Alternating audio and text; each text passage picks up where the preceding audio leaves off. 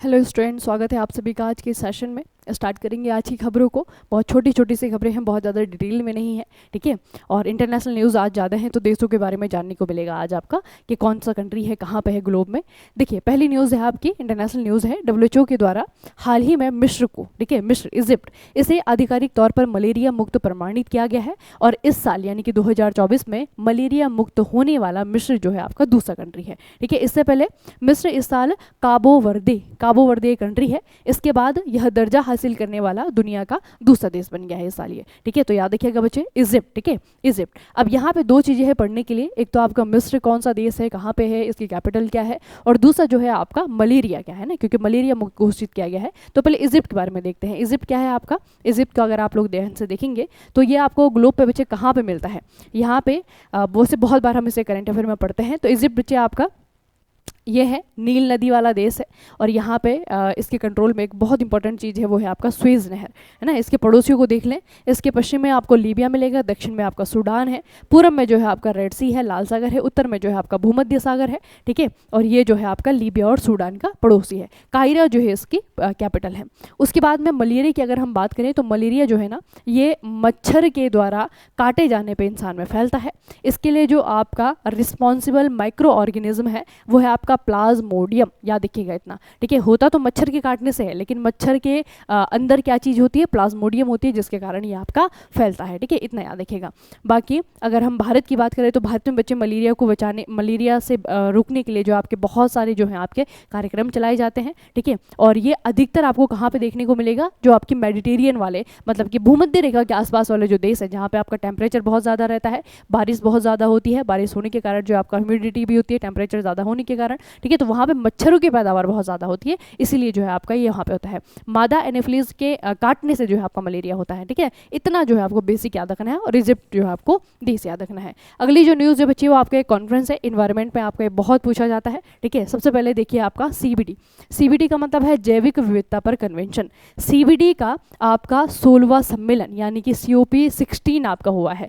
कहाँ पर हुआ है ये हुआ है आपका कोलंबिया में। कोलंबिया में इसका आयोजन किया जा रहा है, 21 अक्टूबर से लेकर के 1 नवंबर तक होगा, ठीक है। यहाँ पे बहुत सारी कंट्रीज यहाँ पे हिस्सा लेती हैं। और इसकी जो थीम है, थीम क्या है इसकी, प्रकृति के साथ शांति, ये जो इसकी थीम रखी गई है। उसके अलावा बच्चे अगर हम इसे COP16 की बात करें तो COP16 COP जो है इन्वायरमेंट वाले टॉपिक में, इन्वायरमेंट के सब्जेक्ट में आपको बहुत ज़्यादा COP जो है देखने को मिलती है। COP है ना, कॉन्फ्रेंस ऑफ पार्टीज। UNFCCC की जो COP होती है वो सबसे ज़्यादा इंपॉर्टेंट होती है, सबसे ज़्यादा एग्जाम में पूछी जाती है। और चूंकि ये आपका करंट है, 2024 में आपकी ये COP हो रही है, ठीक है। ये CBD की COP हो रही है, तो याद रखना है कि COP16 है ये CBD की, और कहाँ पे हो रही है, कोलंबिया में हो रही है, ठीक है। इससे पहले जो है आपका 2023 में नहीं हुई थी, 2022 में हुई थी। 2022 में बच्चे एक बहुत इंपॉर्टेंट चीज़ हुआ था आपका, कुनमिंग मॉन्ट्रियल वैश्विक जैव विविधता फ्रेमवर्क, ठीक है, 2022 में हुआ था ये। इसके बाद में जो है आपका ये COP16 अब जा करके हो रहा है 2024 में, ठीक है। तो यहाँ पे आपका कोलंबिया में हो रहा है, इतना याद रखना। तो कोलंबिया में को अगर मैं आपको बताऊं तो बच्चे ये आपका दक्षिण अमेरिकी देश है। ये ब्राज़ील है, पेरू है, इक्वेटर है ना, इसका जो है आपका ये क्या है, ये पड़ोसी देश है, ठीक है, कोलंबिया। इसका वो याद रखना, दक्षिण अमेरिकी देश है। और इसकी जो कैपिटल है वो है आपकी बोगोटा, ठीक है। कैपिटल क्या है इसकी, बोगोटा है। तो कोलंबिया में जो है आपका ये होने वाला है 21 अक्टूबर से लेकर के 1 नवंबर 2024 तक, ठीक है। अब बच्चे COP16 की हम बात करते हैं, COP16 की बात कर रहे हैं, तो इसके लिए पहले COP15 के बारे में आपको प्रश्न पूछा जाएगा। आप RRB का एग्जाम देने जा रहे हैं, वहाँ पे इन्वायरमेंट के क्वेश्चन पूछे जाते हैं। तो इन्वायरमेंट में आपका इंपॉर्टेंट टॉपिक है आपका CBD का COP15 जो है आपका मॉन्ट्रियल में हुआ था ये 2022 में। और आपको पता है कि ये जो फ्रेमवर्क था, इस फ्रेमवर्क में जो है आपका बहुत सारी कंट्रीज़ ने ये साइन किया था। किस चीज़ में साइन किया था, इन्होंने कहा कि जो भी धनी देश है यानी कि डेवलप्ड नेशन है, वो विकासशील देशों को, जो डेवलपिंग नेशन है, उन्हें जो है हर साल क्या करेगा, 2025 के बाद प्रतिवर्ष कम से कम $20 बिलियन देने का संकल्प लिया था इन्होंने, ठीक है। तो ये बहुत इंपॉर्टेंट फ्रेमवर्क है जो कि आपका 2022 में साइन किया गया था, जो डेवलप्ड नेशन है ना उनके द्वारा साइन किया गया गया कि 2025 के बाद में हम जो विकासशील देश है उनकी हेल्प करने के लिए, ठीक है, किस चीज़ में हेल्प करने के लिए बच्चे, जैव विविधता उद्देश्यों को प्राप्त करने के लिए, ऐसे नहीं कि कुछ भी खर्चा करने के लिए, है ना, जितनी भी बायोडाइवर्सिटी से रिलेटेड उनके स्कीम होंगे, जो भी उनके काम होंगे, उनको अचीव करने के लिए जो है जो डेवलप्ड नेशन है वो डेवलपिंग नेशन को जो है इतना रुपए देंगे, ठीक है, तथा 2030 तक इस लक्ष्य को बढ़ा करके $30 बिलियन करने का लक्ष्य रखा गया है। और इसमें जिस जिस कंट्री ने साइन किया होगा उसको ये काम करना पड़ेगा, ठीक है। तो ये बहुत इंपॉर्टेंट रहा आपका COP15 जो कि 2022 में हुआ था, ठीक है, मॉन्ट्रियल में हुआ था, ठीक है। अब बच्चे COP की जब हम बात करते हैं, जैसे मैंने आपको बताया कि एनवायरनमेंट आपके लिए बहुत इंपॉर्टेंट टॉपिक है, चैप्टर है आपके RRB JEE में, ठीक है, तो वहाँ पे आपको COP UNFCCC की पूछी जाती है। UNFCCC के बारे में थोड़ा सा मैं आपको एक रिवीजन दे देती हूँ, क्विक रिवीजन। UNFCCC का फुल फॉर्म है आपका United nation framework convention on climate change, UNFCCC। इनका भी COP होता है हर साल, है ना। तो इसके बारे में थोड़ा सा याद रखना कि ये 1992 में जो है आपका जेनेरियो में, कहाँ पे, रियो डी जेनेरियो यानी कि ब्राज़ील में आपका एक सम्मेलन हुआ था जिसे कि अर्थ समिट कहते हैं, वहाँ पे जो है UNFCCC बनाने की घोषणा की गई थी और 1994 में जो है आपका ये बना था। उसके बाद इसका हेडक्वार्टर पूछा जाता है कि इसका हेडक्वार्टर कहाँ पे है, बोन में है, बोन यानी कि स्विट्जरलैंड में इसका हेडक्वार्टर है।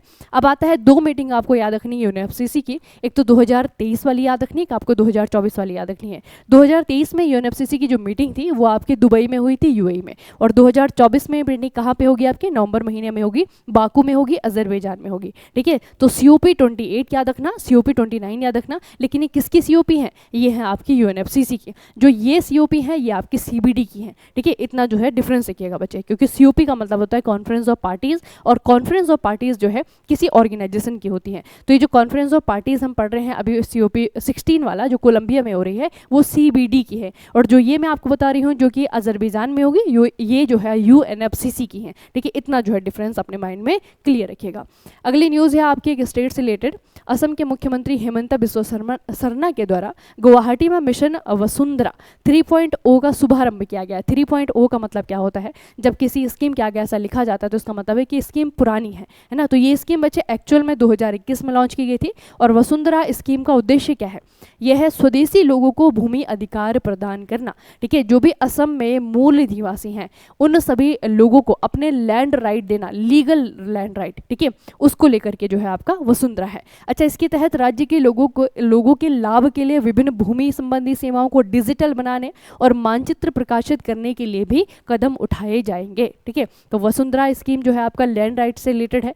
किसको दिए जाएंगे उनके भूमि अधिकार, जो कि असम के मूल लोग हैं, ठीक है। और ये स्कीम जो है एक्चुअल में 2021 की है। अभी 2024 में इसका वसुंधरा 3.0 जो एडिशन है वो लॉन्च किया गया है। किसने किया है, असम के मुख्यमंत्री हेमंता बिस्वा शर्मा ने किया है। अगली जो न्यूज़ है बच्चे ये अगेन एक स्टेट से रिलेटेड है। पहले मैं आपको न्यूज़ बता देती हूँ। समाचार अभी आप लोगों ने न्यूज़ में देखा होगा, जम्मू कश्मीर में 7 लोगों की मौत हो गई, जबकि आतंकवादियों के द्वारा बुनियादी ढांचा कंपनी APCO इंफ्राटेक के श्रमिकों को निशाना बनाया गया। पहली बार किसी डेवलपिंग प्रोजेक्ट को जो है निशाना बनाया गया जम्मू कश्मीर में आतंकियों के द्वारा, है ना। तो ये जो है आपका बच्चे बड़ी खबर रही। और जिस सुरंग को ये लोग बना रहे थे, जो आपके श्रमिक थे, लेबर थे, ये जिस सुरंग को बना रहे थे, फिर वो सुरंग आपकी जो है चर्चाओं में रही, ठीक है। तो सुरंग का नाम मैं आपको बता देती हूँ कहाँ से कहाँ तक ये आपकी जाने वाली सुरंग है। सुरंग का नाम है आपका जेड मोड़ सुरंग, ठीक है। जेड मोड़ टनल जो है इसका नाम है। ये जो जेड मोड़ सुरंग है ये आपके 6.4 किलोमीटर लंबी सुरंग है, जो कि सोनमर्ग स्वास्थ्य रिजोर्ट को मध्य कश्मीर के गंदेरबल जिले के कंगन शहर से जोड़ती है, ठीक है। तो सोनमर्ग को कंगन से जोड़ने वाली जो है आपकी सुरंग है, ठीक है। इस टनल को बनाया जा रहा है और इस टनल को जो है आपकी कंपनी बना रही है। इस कंपनी के जो लेबर है उनको जो है अटैक किया गया, किसके द्वारा, आतंकवादियों के द्वारा, ठीक है। उसके अलावा मैं नक्शे में थोड़ा सा आपको दिखा देती हूँ बच्चे। एक रूट है बहुत ही फेमस, ये जो आप टनल देख रहे हैं ना, ये टनल एक बहुत फेमस रूट का पार्ट है। कौन सा वाला रूट है, यहाँ पे आपका श्रीनगर है ना। और ऊपर जाएंगे तो यहाँ पे आपका कारगिल आता है, ये आपका श्रीनगर लेह हाईवे है, याद रखिएगा।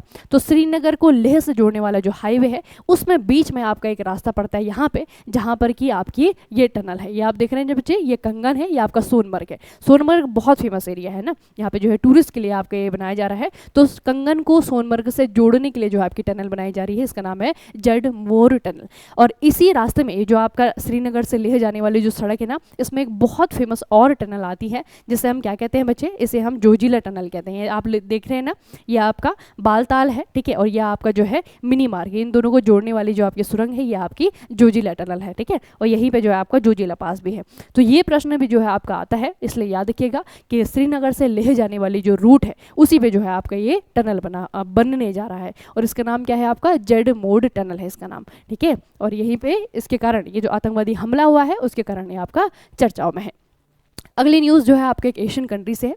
एक एशियन कंट्री है वियतनाम। यहाँ पे बच्चे आपका क्या हुआ है आपको मालूम है, यहाँ पे किसी सैन्य अधिकारी को देश का राष्ट्रपति चुन लिया गया है, ठीक है। तो इंपॉर्टेंट न्यूज़ है ये। नाम क्या है, सैन्य जनरल लुओंग कुओंग, ठीक है, लुओंग कुओंग वियतनाम के राष्ट्रपति बन गए हैं, ठीक है। ये वही बात है कि जैसे हम अपने जो आर्मी चीफ हैं उनको जो है देश का राष्ट्रपति बना दें, ठीक है, उस तरीके से हुआ है। तो वियतनाम के द्वारा जो है आपका ये काम किया गया है, उन्होंने अपना नया राष्ट्रपति के रूप में चुना है सैन्य जनरल लुओंग कुओंग को। अब इसके बारे में थोड़ा सा हम देख लेते हैं कि वियतनाम चूंकि एक एशियन कंट्री है तो एशिया के जो भी देश होते हैं उनके बारे में पता होना हमारा क्या है, कर्तव्य है ना, एग्जाम में आता है इसलिए।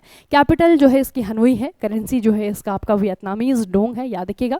और इसकी जो बाउंड्री है वो कहाँ कहाँ से शेयर होती है, ये आपका वियतनाम है बच्चे। अगर आप ध्यान से देख रहे हैं इसे तो ये आपका वियतनाम है, जो ग्रीन कलर का आपको दिख रहा है, इसकी जो बाउंड्री है वो लैंड बाउंड्री भी है और वो आपका जो है वाटर बॉडी से भी मैच करती है।